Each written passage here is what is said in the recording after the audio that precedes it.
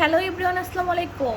তো আজকে রাইস কুকারে কীভাবে পোলাও রান্না করব আপনাদেরকে দেখাচ্ছি। তো ছটপট পোলাও কিন্তু রান্না হয়ে যাবে।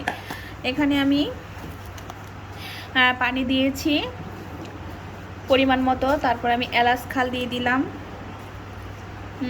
কিছু কাঁচামরিচ দিয়ে দিলাম, কাটা কাঁচামরিচ, তারপরে পরিমাণ মতো আমি পেঁয়াজ কুচিগুলো দিয়ে দিলাম,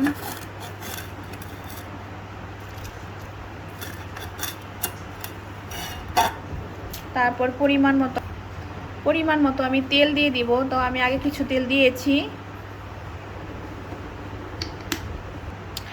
তারপর আমি ঢাকনাতে ঢেকে দেব। যখন পানিটা বলক আসবে তখন আমি চাউলগুলো দিয়ে দিব। ঢেকে দিলাম। আর এখানে তো চাউল ধুয়ে রাখা হয়েছে হাফ কেজি, কারণ ছোটো বোনের হাজব্যান্ড আসবে, এর জন্য গরম গরম রান্না করে দেব। দুপুরবেলাও রান্না করেছিলাম পোলাও। তো কিছুক্ষণ পর পানিটা গরম হয়ে আসবে, তখন চাউলগুলো দিয়ে ঢেলে দিব এখানে।